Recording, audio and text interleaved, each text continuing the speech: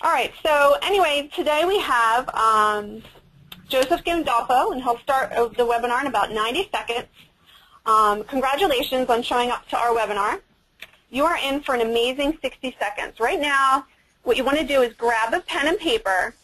You'll definitely want to make notes during Joseph's session.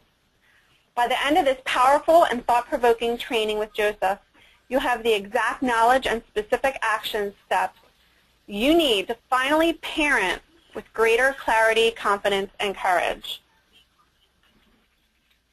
Before I turn things over to Joseph, though, I have a couple of quick bits of information to share with you. First, stay on the webinar right to the very end because Joseph will give you access to a private document designed just for you and the fellow webinar attendees. The document he'll gift you is Joseph's highly coveted 25 things your kids wish you would say to them checklist. This checklist will ensure you have 25 powerful statements that you can say to your child every day going forward to guarantee you will create a deeper connection with them in heart, mind, and soul. Know that these 25 statements came directly from the minds, hearts, and mouths of thousands of young people Joe has worked with and spoken to. This checklist is a critical and powerful reminder for any parent who wants a deeper and lasting relationship with their child, and the only monetary value that can be placed on it is priceless. At the end of this accelerated webinar, Joseph will share how to get your own copy of the 25 things your kids wish you would say to them checklist for free. Listen carefully at the end of the call for the instructions. Joseph has a few other surprises. So be sure to stick around. You'll be glad you did, really. He's simply the world's best when it comes to all aspects of parenting while raising preteens, teenagers, and young adults. Joseph is a conveyor of powerful ideas and principles that change lives. He's on a mission to champion the greatest gifts in today's world, our youth, teenagers, young adults, as well as to rally, strengthen, and energize the adults, parents, educators, helping professionals and organizations who work with and care about our young people. For nearly 25 years, he has engaged firsthand the human experience as a professional speaker, author, consultant, and licensed counselor. He has coached, counseled, and spoken to thousands of individuals and groups, including youth, teenagers, college students, and more. Joseph's consulted with organizations like the Georgia Tech Athletic Association, National Speakers Association, Cobb Teen Leadership, YMCA, Northwest Georgia Rotary, Child Care Resource Network, University of Clemson, University of West Georgia, PGA of America, the National Association of Golf Coaches and Educators, Milwaukee Brewers, Coca-Cola, South Coast Hospitals, and Owens Cummings. He was on staff at the Homer Rice Center for Sports Performance at Georgia Tech for 8 years and was an adjunct professor for both Georgia Tech and Georgia State University. All of this experience sits on top of his formal education. Joseph has undergraduate and graduate degrees in psychology with emphasis in child and adolescent development and human growth and potential. His professional experience is not all he offers you. He's also a father of 2 sons, 16 and 12 years old, and is a former kid, teenager, and young adult, as we all are. He has been an unsuccessful college student, a successful college student, a university professor, has sat on numerous professional boards, has worked as a cook, waiter, bartender, umpire, lifeguard, a box stacker, a car wash detailer, a newspaper boy. But what he really is a fellow human traveler just like you, trying to understand and live life more real and deeply. Just as you are, he is learning how to be a more compassionate human being while on this big rock, which is spinning at over 1,000 miles an hour on its axis and hurtling through space in its orbit at over 67,000 miles per hour. He leads with heart, integrity, humor, and a good sense of fun. I'm very excited to share with him with you. But not only will you learn a lot today, but you'll also be inspired and entertained as you learn. Please help me welcome Joseph Gandolfo. Hi, Joe. Hi, Diane. Thank you. Aw, I'm How excited. are you? I'm doing good. Good, good. I want to welcome everybody to the Parenting with Clarity, Confidence, and Courage webinar. I am Joe Gandolfo, and thanks for joining me. You all have made a very, very wise decision to be here today, and I promise it'll be well worth your time and energy. Are you excited and ready to get going? Oh, yeah. Yep. Yeah. Wow, very good, very good. One of my favorite sayings and secrets to my own parenting success goes like this. Successful parenting is not about me being perfect. Successful parenting is about me being as present as I possibly can in my mind, heart, and soul in every encounter with my kids. I'm going to say this again. I want that to sink in, and I'm going to say this again, so I'm going to repeat it. Successful parenting is not about you being perfect, Mom. Successful parenting is about you being as present as you possibly can in your mind, heart, and soul in every encounter with your preteen and teenager, no matter how good or not so good you may judge that in each and every encounter. So pat yourself on the back for not only being here for this webinar, but for taking action to show up and by being present for yourself and for your child. And by being present, okay, you are about to give yourself and your children a huge, huge gift. I promise that I will be just as committed and present for you during our time together today. During our next 60 or so minutes together, this may very well be the most important and impactful time you have ever spent up to this day on yourself and as a mom. Most definitely, probably during this year. During by the end of our time together today, you will know the 3 common mistakes that even smart moms make, which keep them feeling confused, frustrated, and scared while raising their children. More importantly, I'll show you how to avoid these 3 common and costly mistakes so you can feel courageous, confident, and effective in each and every parenting choice that you make. And last, throughout our time together today, I'll give you tons of easy-to-follow practical strategies you can use right away to allow you to parent with greater clarity, more confidence, and effectiveness, and with much less stress. Remember, you want to listen all the way to the end, and then I will tell you how you can gain access to the checklist, the 25 things your children wish you would say to them. So again, make sure you listen all the way to the end. This exclusive report is a useful reminder for you, Mom, with over 25 powerful statements you can and should say to your children every day. The words on this report came directly from the hearts and mouths of thousands of preteens and teenagers through my conversations with them over the last 25 years. So again, I'll show you how to gain access to that report right at the end. Okay, are you ready to get into it? Here's how the webinar will work. All right, very good. Here's how it's going to work. I'm going to count the top 3 mistakes that even smart, beautiful, and caring moms like yourself make, down from 3 to number 1. Again, listen all the way to the end. The last mistake will completely change the way you parent your preteen and teenager, your children, from this moment forward. Okay, and one more piece of information before we get into the thick of things. Part of my education is in learning theory. Here's what I want you to know about that. If you want to learn faster and remember more, okay, you need to stay focused and present and be actively engaged in this learning. I'm talking about being focused and present. This means turn off all the distractions right now. Do not multitask or surf the net while listening. Commit fully to being present, listening, watching, and learning, and do so all the way to the end. I know you understand how single-minded and committed focus right to the end is what is necessary to raising happy, healthy, and successful children and teenagers. Okay, don't quit part way.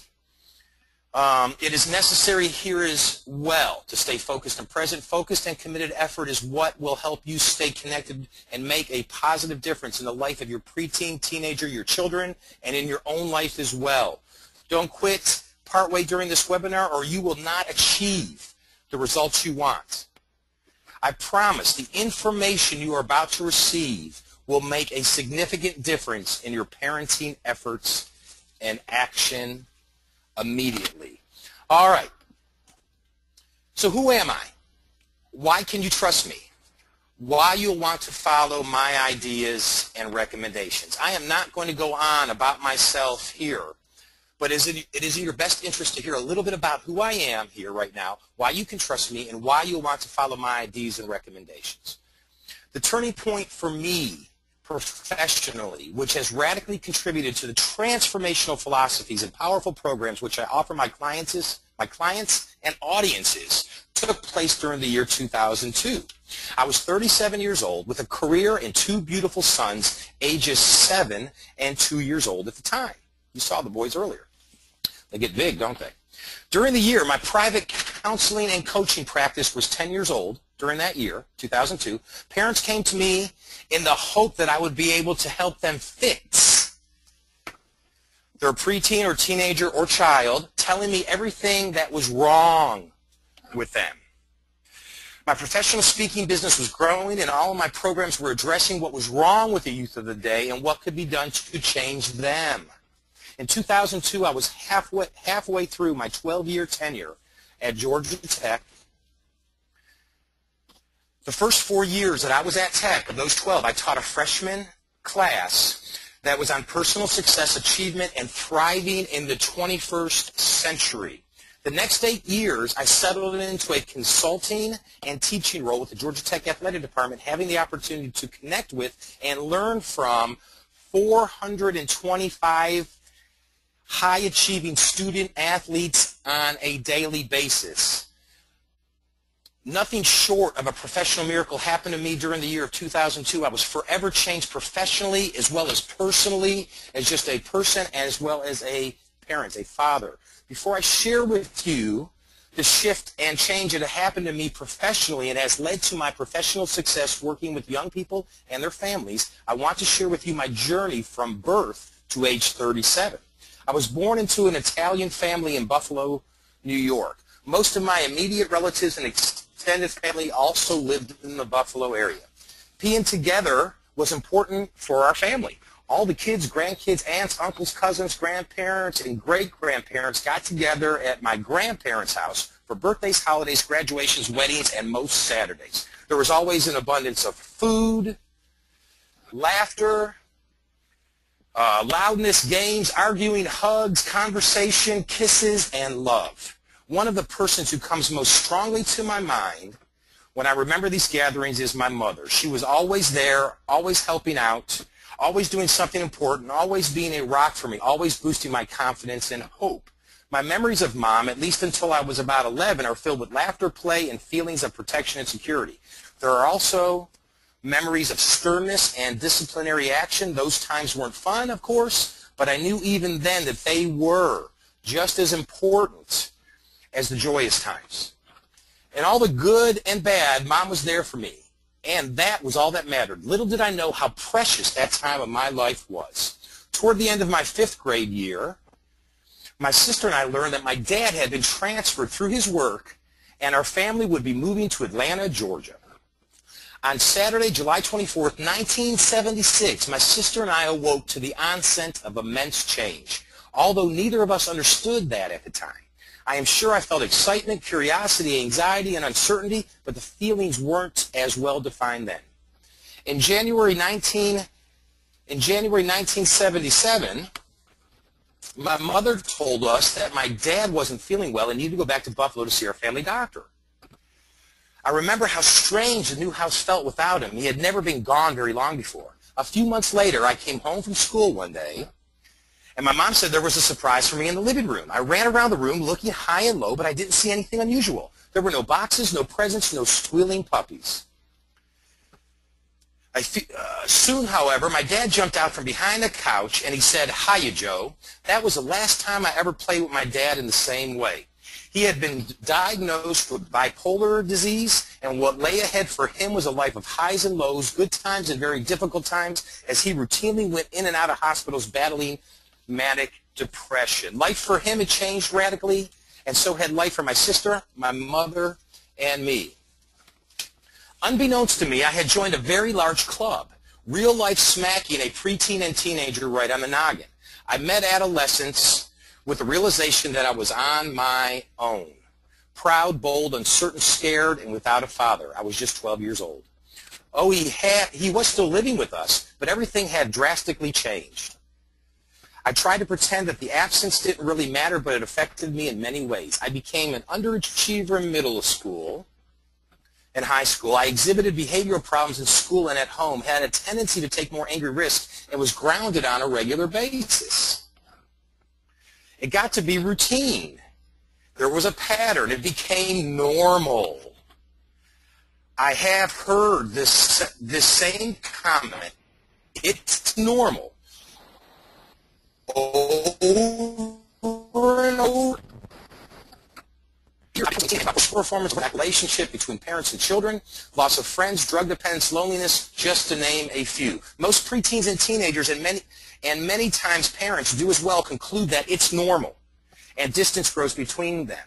As I anticipated college, I savored the realization that I could finally get out of the house and away from its sadness. I thought I would also be getting away from the pain that lived inside of me. Many of today's young people feel this way, but it does not have to be this way.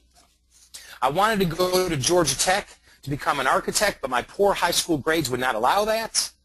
I had an offer to go to a small private college to play basketball. Basketball was the only thing I was good at during high school, but chose not to, opting for beer, girls, and whatever freedom of college life that college life would offer me to choose from. College life was spectacular. There was less class time than in high school. Studying was left up to me, and the only rules I had to follow were the ones I created for myself. I hung out with other young adults trying to find their way in the world, and we all had a seemingly good time doing it. The first couple of years included mediocre grades, a lot of partying, and endless free time. I realize now that I had a strong need to prove myself during this time, to convince myself and others that I was more together than I actually was. Many of our young people feel this way, but my life was falling apart. It was during this time that I began to go to counseling. I thought I understood why at the time, but the deeper reasons are obvious to me now. To strengthen my understanding of my life in general, my dad, and what kind of future I wanted to create for myself. I thus took an abnormal psychology class. To my surprise, I fell in love with the subject of psychology and developed a strong curiosity about human beings, human nature, human relationships, and human performance. Psychology allowed education to finally hook me, and it gave me focus and direction, and most of all, it gave me hope. It resurrected my hope. I went on to graduate school determined to do well. It's amazing what hope will do for a person. Hope that things would be better for me, my family, my future family, and I decided to dedicate my professional life to serving children, preteens, teenagers, and their families. I wanted to help young people and families that were in difficult situations understand there was, in fact, hope. I began counseling preteens, teenagers, young adults, and parents in private practice in 1991, which led into the beginnings of a professional speaking career, writing books, and being hired at Georgia Tech in 1996.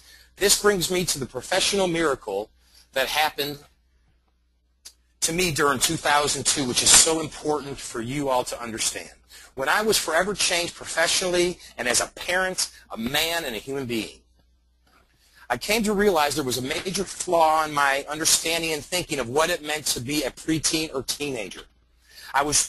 What was truly possible during that period of time of life we call pre-adolescence and adolescence. No fault by me, just a lack of awareness and understanding, a naivety. In 2002, while working with high-level collegiate student athletes, I wanted to know why they achieved their athletic dreams and goals. I wanted to know why I did not achieve mine.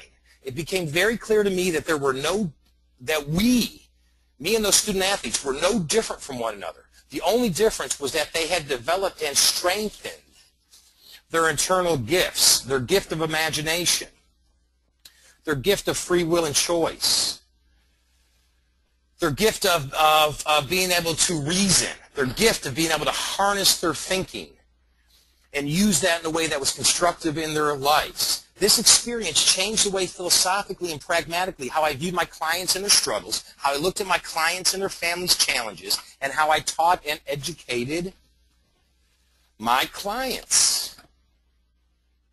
I have spent the last 25 years becoming an expert in teen life, parenting, and success and achievement principles to educate parents on transformational strategies, real-world concepts, and simple, impactful ideas which will have a positive effect while raising their children, preteens, and teenagers.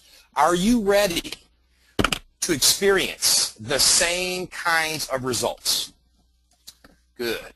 Okay, enough about me, but I had to do that piece to put some framework around us. Enough about me. Let's get into how you will become a mom who is able to parent with greater clarity, more confidence, and courage, and with less stress while raising your preteen and teenager.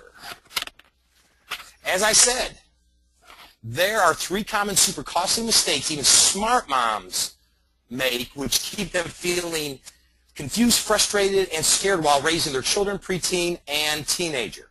The 3rd biggest mistake that even smart, beautiful, and caring moms like yourself make, which keep you feeling confused, frustrated, and scared while raising your child, your preteen, or teenager, is that consciously or unconsciously you are labeling your teen. So, Joe, what the heck does that mean? Label in your teen. Labeling your teen means exactly what I am suggesting. I'm not trying to be tricky here. It simply means using the word teen or teenager to refer to your child. On the surface, you're likely thinking, what? How can calling my teenager a teen be problematic? It's not the word that is the problem, but the underlying assumptions, meanings, and history that can set you and your child up for difficulties or immense difficulties. Stay with me here, and I'll make this clear. I will start by making a really bold statement. There is no such thing as a teenager. I will say this again. There is no such thing as a teenager. To truly understand the ramifications of labeling your child as a teenager, you need to understand the following fact. Before 1950, only a short 70 years ago, there was technically no such thing as a teenager. Teen was not a word that existed in the everyday vernacular of the average person. This means there was also no teen slang, no teen hairdos, no teen clothing, no teen music or teen pop stars, no teen hangouts, no teen magazines. Teen culture as you know it and probably experienced it yourself, and the way your children live it, simply did not exist. Interesting, right? The word teen and the culture and consciousness which has been artificially built, economically driven, and socially perpetuated is truly a new phenomenon in the unfolding of human history. So why should you even care about this? Let's take this idea a little further. When the word teenager is used, there are specific images and beliefs that emerge in the minds of both adults and our young people. For the most part, these images and beliefs tend to be of a negative and limiting nature. These conscious and unconscious feelings, perceptions, and beliefs dictate and position teens as somewhat incompetent. I think we can agree that times have changed dramatically in the last 70 years. In fact, with the introduction of technology like the internet, social media, cell phones, and the cultural influences of media, music, clothing, and various identity styles, along with the many societal changes, latchkey kids, classrooms of 30 to 40 students, high divorce rate, and the ease of being able to buy alcohol and more dangerous drugs, the only thing we can be sure of is that things continue to change and evolve rapidly and unexpectedly in the world. Unfortunately, the word teenager and all it means in our society really hasn't changed that much since it was introduced into our daily life in the 1950s. To use a little jargon, the word and concept of teenager exists as a fixed structure in our collective mindset, as well as our individual minds. But as history tells us, it is also a new phenomenon, and it is really a fluid structure. It is a fixed belief which limits and weakens our teenagers. This is the root of the problem. The reality is that the true notion of what it means to be teenagers is anything but fixed. What it means to be a teen day to day, year to year, and over the course of history is in actuality very fluid.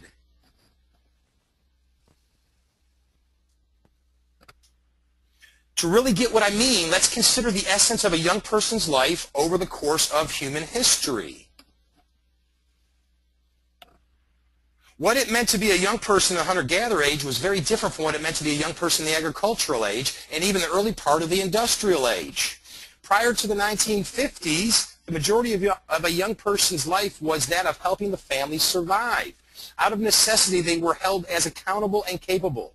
From a very young age, they worked, they fought battles and wars, they raised children, and they contributed to their family. There was very little playtime and lots of responsibility. Since the 1950s, the pendulum has swung. Play and free time is the essence of the day.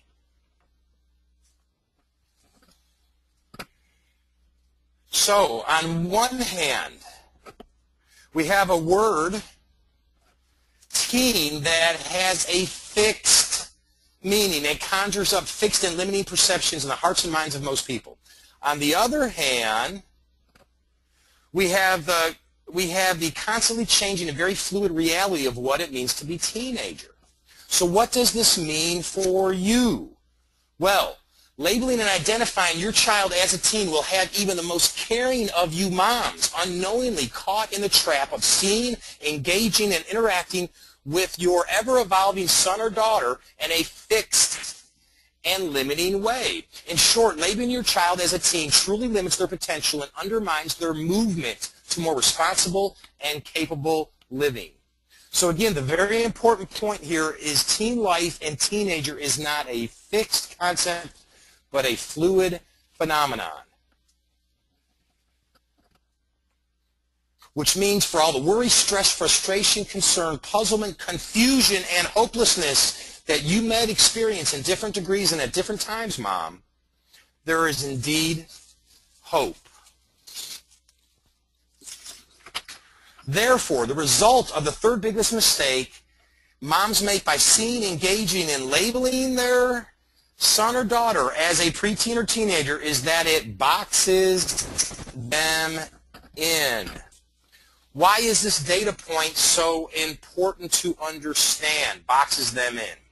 Based on my education, experience, and research, and in the trenches understanding, the label of teen limits a young person's understanding of their own potential and hampers a mom's understanding of the possibilities available for them at this stage of life. The traditional fixed and limiting meaning of the word teen and the box it puts our young people in makes so many possibilities, opportunities, and ways of entirely living non-existent to them. A young person who is called a teen has no other choice but to buy into the negative expectations of society and the consequent herd mentality of their peer group. What negative expectations am I talking about? Well, here are a few of the most commonly held negative expectations associated with being a teen. The teenage years are the time of life when our young people experiment and take risks with drugs and alcohol, not taking academic performance seriously, rebellion against parents and society in the attempt to feel free and independent, unruly and unwise behaviors, sex, reckless driving, being at odds with their parents. When the collective conscious and unconscious perceptions of society expect a young person to behave in a certain way during a certain age, there are no other options left for him or her. It literally cages them in. It literally and pragmatically boxes them in and limits their life. It is a self-fulfilling prophecy. A self-fulfilling prophecy is the prediction that directly or indirectly causes itself to become true. In other words, a prophecy, a strong-held belief, a paradigm, declared as truth when it is actually not true, may sufficiently influence people so that their reactions ultimately fulfill the once false prophecy. Here's how it plays out in the mind of a young person.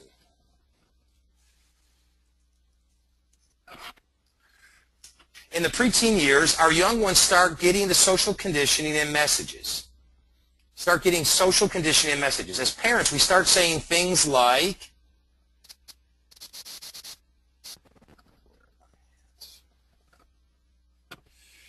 oh my gosh, my son or daughter is about to become a teenager. I guess I can expect messy rooms, napping all the time, skipping curfews, risk-taking, and problems. By age 13, your child adopts these words to be true, hypnotically buying into them, believing them, and thus begin to live these messages. If they haven't already, they start getting the message that it is okay to take risks, to not be responsible, to be a teenager. They start believing that is what they are supposed to do. They may even begin saying things like, I'm a teenager. It's okay to experiment drugs and alcohol because everybody's doing it. Or, I don't need to study right now or give a great effort at school because I've got plenty of time to shore that up. Or, I'm not supposed to be connected with my parents. I'm a teenager. That's not what teens do. All the behaviors you most fear as a parent closely follows these faulty thoughts and beliefs about teens. Scary. Do you want to know what's even scarier? As a society, we have set it all up. We've set our teens up to fail. Ugh. Sobering, isn't it? All right, let me catch up here. Scary. What's scarier? We set this all up. We have set up our teens to fail. It's mind-blowing after 25 years of doing this work and a former teenager myself. Let's talk about how this plays out for those people who are in the lives of our young people. Adults, like parents, teachers, coaches, community leaders, and clergy. Unless they've been educated otherwise, most of society buys into the fixed structure and belief of teenager and most unknowingly co-create dangerous and damaging structure for our children.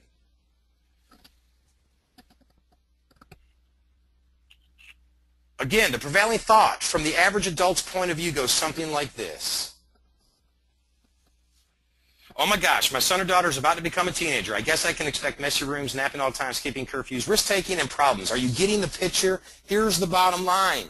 The fixed mindset belief structure of teenager is dumbing down and limiting the growth and potential of your children, of your preteens and teenagers. And tragically, most young people, their parents and adults in their lives are totally unaware of this happening, but you moms are not anymore.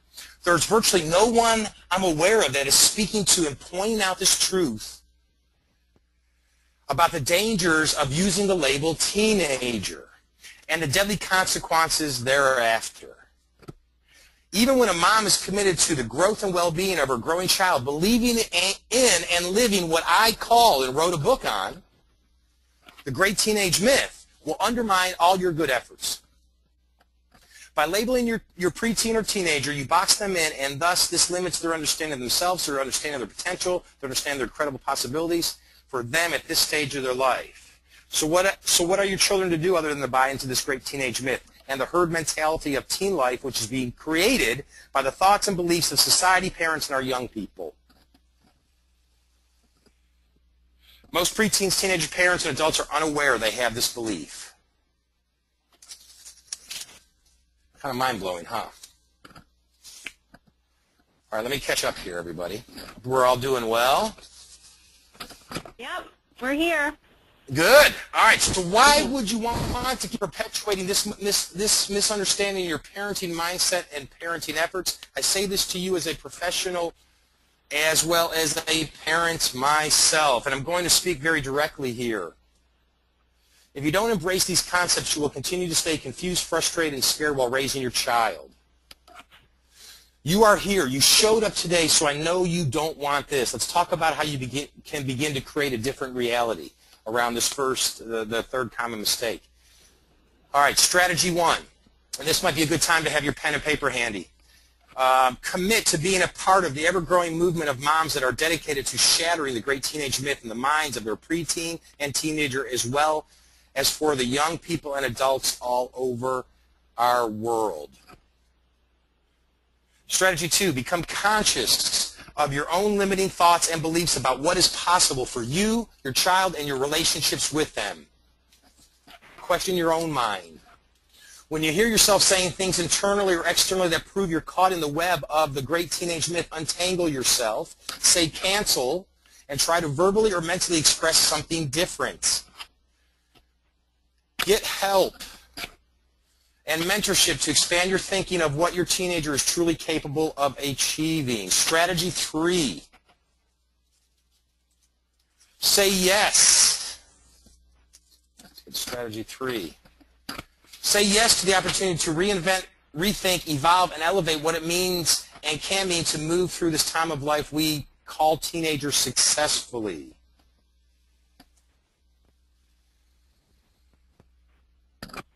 Get into conversations with other moms about what is needed to create a new, fresh vision of what it means to be a teenager, preteen or teenager. Link hands and hearts with other community leaders that are in the position to influence young people and collectively begin to revision and create a better structure of what is possible for your teenager and the thing in life we call teen. I get excited just imagining this for you. Can you visualize yourself shattering this limiting belief and mindset which is hurting you, your teenager, and your family? I see it. I have spent countless hours researching and collecting real-life stories of amazing achievements of young people ages 10 through 20. And I'm going to do this part real quickly right here, shorten this up. Please listen deeply to the following real-life stories of achievement. Zach Sunderland was the youngest person to sail around the world solely. That happened about 2 years ago. He left from California. Zach's sister also tried it, got about halfway around the ocean, got plucked out of the Indian Ocean. There was a young lady from the Netherlands about a year ago who did sail around the world. She became the youngest. She beat Zach. A high school student, basically, who was totally into computers. He was like it probably happened in middle school, but it evolved once he got into high school. He was concerned about computers being thrown away out into the fields. And he went and started collecting them in his community, his city. He referred them and started giving them to underprivileged children. It blew up into a nonprofit organization where he refurbs computers and sends them all over the world, especially to third world countries. High school student. MySpace girl was able to monetize something through MySpace at $75,000 per month by the time she was age 15. And a boy who's climbed all 7 of the highest mountains, he's about a 14, 15-year-old boy now with his father, and has written books and now speaks to young people. Is your mind expanding about what is truly possible for your teenager? Now, those are some extreme stories, but that is the realm of possibility. Do these stories begin to stir up hope in you for your teenager? Let's go to the fourth strategy here. Affirm the potential of your child, your preteen or teenager.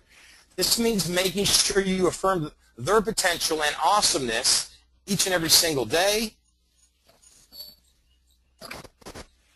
Here's how this can be accomplished. Tell them that you have made a mistake by buying into the limiting belief of the great teenage myth. Tell them that you believe that they are capable of achieving any of their dreams and goals.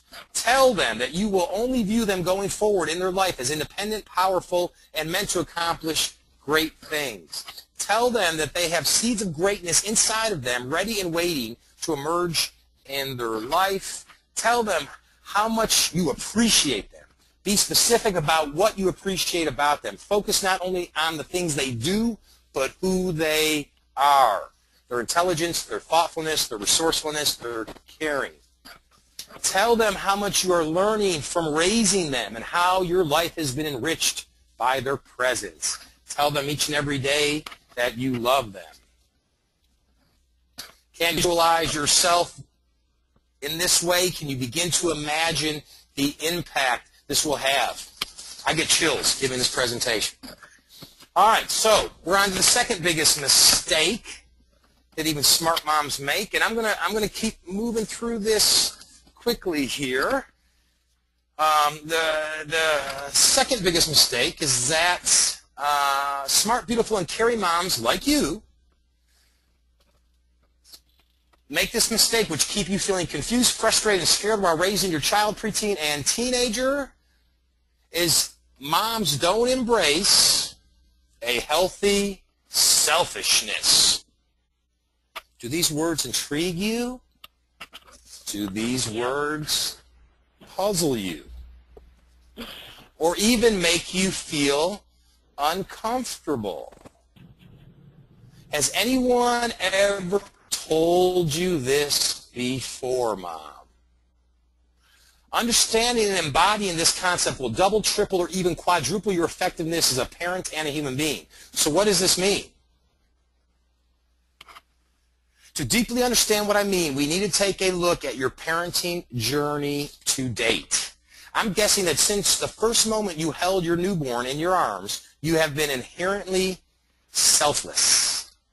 You, to the best of your ability, up to this point in time, have given yourself in mind, body, heart, and spirit to your children. You have fed your children and protected them to the best of your ability since they came forth from your womb. Now your precious babies and children have grown into preteens and teenagers. It feels as if they are now breaking away and maybe even breaking your heart. You see them being influenced more and more by this world we live in. You feel more and more powerless and less influential in your child's life, and it scares you. You keep trying to engage and connect with them, and at times it feels futile. You spend most, if not all of your time, loving, worrying about, and focusing on your child. But a new day has arrived, and this day will change everything. The time has come for you to re-engage and reconnect with you. It is the only real way to re-strengthen, let me say that word again, re-strengthen and restore yourself as a mom and a woman. So what does this mean? Well, it first starts with the understanding that everything you need to be successful, happy, and prosperous as a mom and as a woman already exists inside of you. Let's consider together for a few moments some of your physical gifts. You have the gift of 2 eyes, okay? Those eyes have 100 million receptors in each and every one of them, in each eye, for you to enjoy the beauty of our world. You have the gift of 2 ears. Each one of your ears has 24,000 fibers, which allow you to hear. You are a miracle. You have the gift of voice. Your ability to communicate through words can relax and calm the angry, inspire the quitter, infuse a smile in the unhappy, can connect with the lonely, can acknowledge those who feel unworthy, encourage and inspire the defeated, teach and educate the naive, as well as say, I love you. You have the gift, those are your ears, there's your voice. You have the gift of a body. You have 500 muscles, 200 bones, and 7 miles of nerve fiber within your body, all allowing you to do what it does to explore our world. You are a miracle. You have a heart. Your heart beats hour after hour, day after day, 36 million beats per year. Year after year, pumping blood through more than 60,000 miles of veins, arteries, and tubings. You are a miracle. You have the gift of breath. Okay, and your lungs labor without complaint, continually filtering life-giving oxygen through 600 million pockets of folded flesh. You are a miracle. You have the gift of the blood flowing through your body. You have the gift of a brain. Your brain controls your body, and there are 4 million pain-sensitive structures in that 3-pound brain. 500,000 touch detectors, and more than 200,000 temperature detectors, all to take care of you. You are a miracle. These are just some of your physical gifts, your tools. And I've not even begun to mention your ability to conceive, grow, and give birth to your child. Now, if you can do that, what else can you conceive, grow, and give birth to in your life, in your child's life, and in your relationships with one another? I'm going to say that again. It's a powerful line. If you can do that, grow that child and birth that child, what else can you conceive, grow, and give birth to in your life, in your child's life, and in your relationship with one another? You are truly a miracle, Mom. Now let us consider some of your non-physical gifts. You have the gift of imagination. You have the gift of free will and choice. You have the gift of reasoning. And you have the gift of thinking. These are some of your non-physical tools. So why are these so important to understand? Because all of these physical and non-physical gifts, these tools are right now at each and every moment, okay, at your disposal for you to embrace, to strengthen, and to leverage for yourself and for your parenting efforts. You are truly a miracle, Mom. Now, realizing and knowing it is not enough. In order to tap into a deep awareness and knowing of your own capabilities, power, and wisdom, and as a woman and as a mom, you need to focus on you. You need to get selfish. This means putting aside time, energy, money, and effort to be with, affirm, appreciate, and nurture yourself. When you do this, you will strengthen your body, your mind, and your spirit. When you do this, you will replenish your well. If you do not replenish your well, continuing to give all your water out to your child, you will dry up and have nothing else to give them, and most importantly, nothing else to give you. Here are a few ways you can begin your new practice of healthy selfishness, a few ways to fill up your well. The first strategy is leveraging affirmations. Have you heard the word affirmations before, this concept? What is an affirmation? It is something that is affirmed, a statement or proposition that is declared, keyword, declared to be true. So what does it look like? Okay, there are strategic, what does it look like? They are strategic and well thought out words of encouragement and support spoken internally or externally toward yourself. Here are a few examples. Wow, what is possibly for blank? Insert your name or your teenager's name. I am choosing to align my energies with like energies. I come from a place of love. I am a smart, caring, and beautiful mom. I am capable. How can these affirmations help? The words that you speak about yourself, both internally or externally, have enormous power in shaping and creating your life. Begin today to become aware of your internal dialogue, your self-talk. For it is the most powerful dialogue in your life. You must identify negative thought patterns and negative self-talk themes. Once you become aware of and identify negative thought and thought patterns, next you're going to begin the process of creating and speaking more positive affirmations over your life. Please write this down. Become aware of your negative thoughts and thought patterns. Develop and write down 3 to 5 positive affirmations. Know it is easier to block out a thought than it is to replace a thought. Quietly and repeatedly speak these positive affirmations to yourself every day. Write each affirmation out on paper or in a journal every day. Does this make sense? Can you visualize yourself doing this, everyone? Sure. Great. Okay, so this is what I'm going to do because of time. And Diane, how much time do I have here? Let's see. We have about 5-10 minutes. 5-10 minutes. Okay. So, moms, what I'm going to do is there are some other strategies here in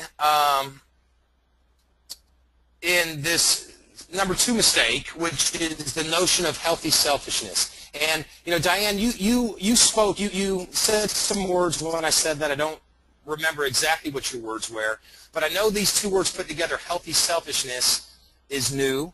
And as I've spoken these 2 words to moms, it's definitely made them uncomfortable internally and visually that I could see. So I gave you one strategy. There are more strategies here on this PowerPoint of this webinar for you to go through. I'm going to go on real quickly and speak to the number 1 mistake that even smart moms make.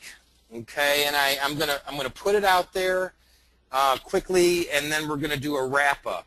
And I do apologize that I couldn't at least speak to you all the information here in this time. But know that the PowerPoint slides are there. I am very comfortable with getting and having you all share that, ask questions, email me, whatever that might be, okay? So here we go. The number 1 biggest mistake that even smart, caring, and beautiful moms like yourself make while raising your child, preteen, or teenager, okay, is parents try to focus on changing their child. So what does this mean? Let me speak to this real quickly. Our children are constantly changing. I've got 2 boys ages 16 and 12. I have been more and more aware of this since the day we brought each one of those boys home. Just when I thought that I had the parenting thing down, they grew a little bit more, they changed, and then I had a choice. I had to either continue to parent them in the same way, which did not work because they were getting older, or I had to regroup, I had to change, I had to shift my parenting approaches, styles, my own parenting growth to stay connected with them, okay? And so instead of you as a mom focusing on always trying to change your child, what I encourage parents is to focus on changing themselves. So we can tie this back into mistake number 3, the notion of labeling your teen a teenager. Okay, you can work to change that. We can tie this one, changing yourself, back to the notion of embracing healthy selfishness. All right, within this section right here is when you look into the slides, you will again see strategies. It speaks about this a little bit more than it gives you strategies and ideas to break through that. Okay?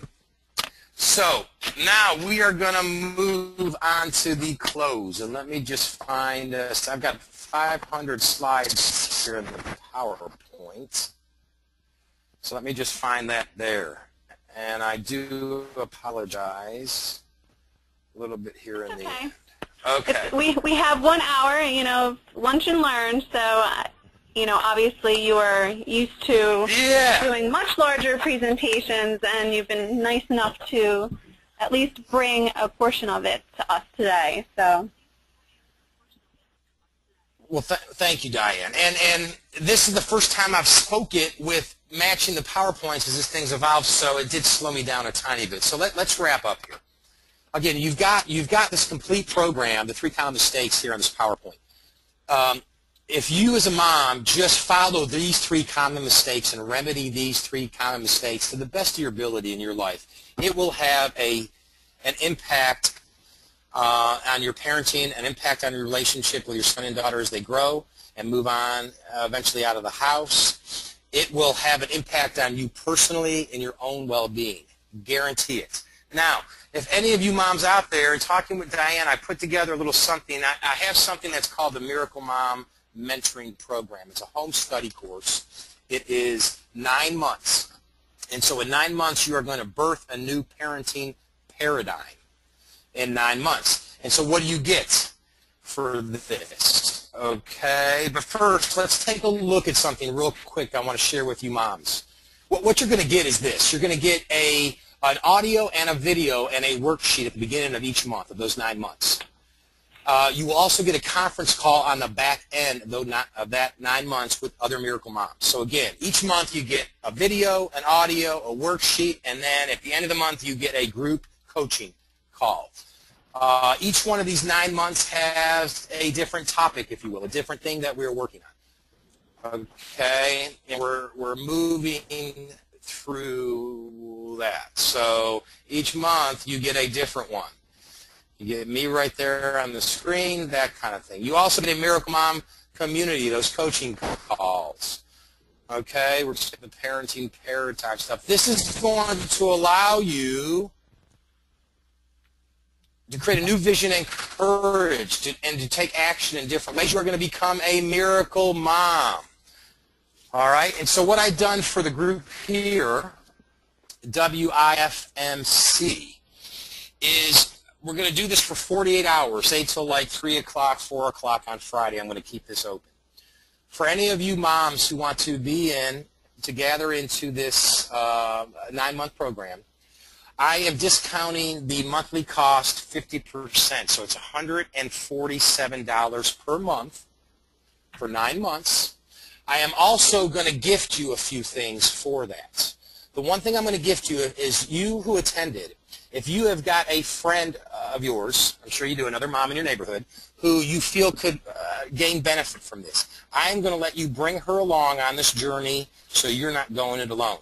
So by you paying $147 per month for 9 months, you will also be able to bring a friend along, which then you can split the cost if you want on that, or you can just gift your girlfriend, that other mom, that. So that's one thing I'm going to give you. Another thing I'm going to give you is there are 2 tickets to the Miracle Mom live event. We hold the Miracle Mom live event here in Atlanta, Georgia, and our next one is coming up in the fall of 2013. So for $147 per month for 9 months for you, you will be able to bring a friend along on that home study course at no charge to your friend, but you will also be gifted for free 2 tickets to the event in Atlanta. And each ticket is $2,000 a piece, basically. Okay, so you have just gotten $4,000 there in greater value. You will also be given 2 videos. They're both live presentations. One was shot for parents, one was shot working with high schoolers. So you will also get those videos. You'll get a copy of my book. So again, let me just go over that one more quick time. For $147 per month, only for your group, and for the next 48, say 50 hours or so, I'm going to keep this open. For $147 per month for 9 months for you, you will be able to bring a girlfriend along, another mom. She can join in on the call. She can get the videos for free. Okay, you will also be gifted 2 tickets to the live event here in Atlanta, and if you can't make it this fall in 2013, they are forever open. You can come at any point in time. You just have to get yourself here to Atlanta and pay for the hotel room. You also get 2 videos, a copy of the book. You'll get the Miracle Mom community, so that is a great deal. Let me share one last thing, Diane, before we get out of here. Great. There's something that I call lost life opportunity cost, okay? And this is really come out of, if you invest in this, we're going to help reduce these. Lost life opportunity cost basically gets into this. Our children, I've got 2 boys, as they're going through life and they're growing, as they're making choices to either help their life or sometimes hurts their life, they tend to lose opportunities to a lesser or greater degree along the way. Okay, so what does it cost? Okay, if your son or daughter's not doing well, if you have to take them to outpatient counseling, it's hundreds of dollars, if not thousands of dollars. If you've got to go to inpatient counseling, which I've seen before, it's thousands of dollars, if not tens of thousands of dollars. If your sons or daughters have to do residential counseling, you're talking tens of thousands of dollars. If they get in trouble with the law, you're talking hundreds of thousands or hundreds of dollars, if not thousands of dollars.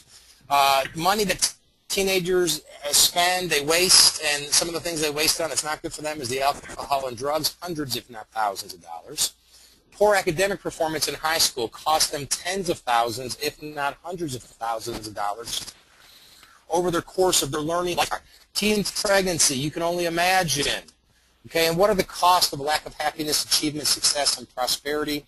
You determine the price of that over your preteen or teenager's life. So I throw that out there just to be real in all of this too. As and I'll speak to you as a parent first professional / second here.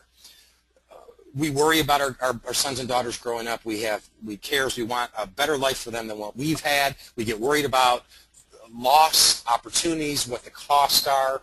Those are just some of the things I've been able to crystallize over the course of my practice. So again, for the Miracle Mom Mentoring Program, your investment, okay, it's $147 especially for you all for the 9-month virtual home learning version, which again includes, you can bring mom along for that home study course at no charge to her, 2 tickets to the live event, 2 videos, a book, and the community. So with that being said, Diane, I want to thank you very much for this opportunity to be with you all at WIFMC, to share my information, ideas. Excuse me? I appreciate that. No, yeah, it was great. And for you moms, any questions, let me give you my email address real quick. There's a bunch of testimonials on here I didn't get into. But again, there you go. Email me now to get started. So 2 ways to get started. 1, definitely email me right now to get that checklist. So joe@josephgandolfo.com and put in the headline checklist WIFMC or something of the like webinar, and that way I'll see that, mark it, and I will attach a copy for you and get that back to you pronto. So that's your freebie, and that's your bonus and my gift to you for just taking the hour out of your day to spend it here with me. Also, for those moms who would like to get started in the Miracle Mom home study course, just email me there as well too. I'll be in conversation with Diane over the next few days, and we'll see if we can't get a group of you moms from WIFMC to gather together for 9 months to birth a new parenting paradigm. So again, there's my email address. Great, thanks. Yeah, thank you. Yeah. And I don't know, Diane, if there's any time for questions, I'm happy to do that. Yeah, if anybody has any questions, I know I have a couple. Is, like, if society shows that, like, the teen image, like, how do we get around that? Just, I guess, just at home, making sure that we kind of just stop with the term of teen and teenager and stop, like, that thought process. I feel Great question. Started with it. So what Diane's asking is the notion of labeling our teenager, this great teenage myth, the word never existed. What do we do that we're knee-deep in it society-wise? This is such a collective, pervasive thought. Okay, it's kind of like the world was flat. All right, the world was flat for a long time, and everybody lived their life in a way because the world was flat. Unbeknownst to them, no fault to them per se, but it also limited opportunities and possibilities. We are under that same kind of thing, believing this great teenage myth. What you can do, Diane, specifically for you, first is I encourage you to shatter it in your mind for yourself. Right. Okay, and that the possibilities for your sons and daughters are vast. Next, I would introduce to your sons and daughters, once they get to be about 10 or 12, the notion of the great teenage myth, the story of the great teenage myth, so they begin to understand this. Then the third thing I would say is, at this day and age, because it is such a pervasive way of thinking and we haven't shattered it, helping your sons or daughters navigate dreaming their dreams, going after their dreams, living a life of success and achievement while also participating with their friends. And it's conversations I have with my sons who are 16 and 12 all the time, as far as when they go out into the world and kind of the pervasive mindset that we talked about, the negative things that are going on in our schools and our neighborhoods and the mindsets and the conversation of kids. Understanding that for what it is, no harm, no foul in a sense to these kids, but then also helping your sons and daughters really focus on being more than a teenager. Gotcha. And then I know that probably one of the most common complaints is, like, it sounds to me, you know, it's best to get your kids as involved and responsible for things at home.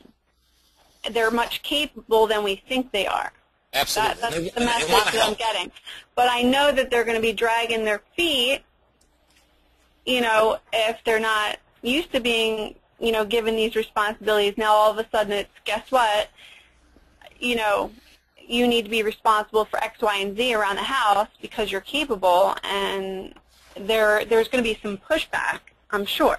And well, it is, and depending on their age, one of the things, Diane, very simply, you can have a conversation with your sons or daughters, and you can do this all the way around age 5 or 6, and just tell them, hey, look, Mom, this is what Mom's got going on. I'm taking care of this. I got this coming up today, this week, or in general. I need your help. Can you help me? Turn to your sons and daughters and say, just ask them the question, can you help me? I need your help. You'll be surprised at your sons and daughters stepping up to the plate.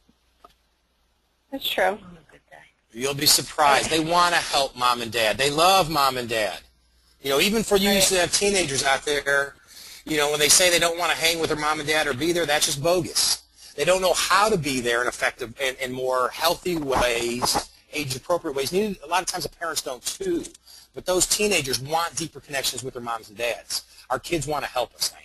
So I think if you frame it in the right language and explain to them your world, you'll find that your kids will step up and want to help you. Right. You had mentioned, Joe, about them not want. I have a 16-year-old. I actually have 3 kids. My oldest is 16, and she doesn't want to participate with the family because there's like an age gap. So, and I kind of let her do her own thing because I am stuck in that teenage rut where I'm like, oh, she's 16, she can stay home. Instead of going to the movies or doing whatever, she opts not to go. Right. And that's with your general family or just with you? Or both? It's when we try to do stuff as a whole. I'm a single mom of 3, but my 2 younger ones, like we do the movies, the park, and I never not invite my 16-year-old. But she's at that age where she would much rather it's the electronics, stay home and be on the computer or what have you. Right.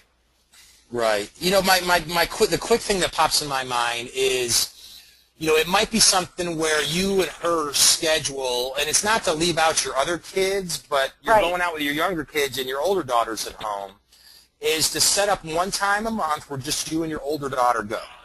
Yeah, I just did that. You two go out to a movie or grab a bite to eat or something like that. It's kind of like y'all's date night or mom and daughter night or just girls' night out. I'd make it girls' night out because that feeds into, her getting older. It's girls' night out. Yeah, I love that idea. And, you just set up once a month for you to be able to connect with her in this way that is different than you're connecting with your younger kids right now, given just age. Right. I love that idea. The other thing is, like, with the mistake number 1, you had said don't try to change them. But I'm finding it difficult not putting my input in because she's negative with everything. Like, she can't stand when it rains. She can't stand when her alarm goes off. She can't stand anything. So it's kind of like I try to, change her perspective on life, and basically I'm trying to change her. So I'm making the note, how do you turn her negative attitude towards everything to a positive one, when ideally I am trying to change her. You know what I mean? Okay, then what I would say to you very quickly here is, 1, entertain the notion of letting go, trying to change her. Okay. What you're expressing is the futile battle. Yeah, you're not kidding. Okay. And so at this time of your life, single mom, raising 3 kids, older daughter, one of the best, all 3 of these mistakes are powerful.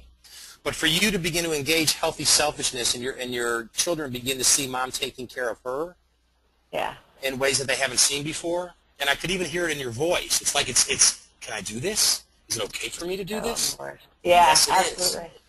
Is. Okay? You're going to begin to send different messages just visually to your children. Okay? Got it. So embracing that healthy selfishness, I just think, is huge for both moms and dads. The thing about changing your child is once you begin to realize you can't change them and you let go of that, then you focus on what can you do in terms of changing you, in terms of engaging this 16-year-old daughter. And one of the things you could change is, okay, now we're going to go out on girls' night once a month on our own. So there's a shift and a change. What else can I change about me in terms of understanding the social media, understanding what it's like she's a sophomore or junior right now and what she's going through at school? Really beginning to, trying to understand her on her terms, her space right now. So you can really take in that information and remember. Some of it was like for you, but then also open up your mind to where it is different for these kids in this day and age. Yes. So I think Yeah, I think if you continue to realize you changing you, I'm not going to try to change her, I'm going to try to change me. And again, if you look through all the slides, there's strategies there that'll help you with that number one mistake as far as trying to change your team. That sounds awesome. Thank you. I do apologize we couldn't get all through all the strategy stuff here today. That's okay. I mean, we would be happy to share the PowerPoint with the group, and then obviously the attendees can email you with any questions that they have. That'd be awesome. Great. Well, I really appreciate your time, and I look forward to staying connected with you, of course, and I encourage others to go to your site and shoot you an email and stay in contact with you as well. You also have a Facebook page too. Yeah, we'll get all that stuff linked up here, Diane, over the next few days. And any way I can be of service to you all. I don't know if you all ever do conferences, anything like that, but any way that I can serve your organization and those women in there, and especially the moms, let's continue the dialogue. Great. Well, have a great day, and I don't know if anybody, I did see someone asked if the slides was, and yes, the webinar is also being recorded. So the recording of the webinar will be made available. Does anybody else have any questions that they wanted to chat in while we're here? Okay, I think we're good. All right, Diane. Thank you so much. Thank all you ladies out there who take in the time out of your Wednesday here. Great. Have a wonderful, wonderful day. Great. Thank you. Thank you. Great. Thank you.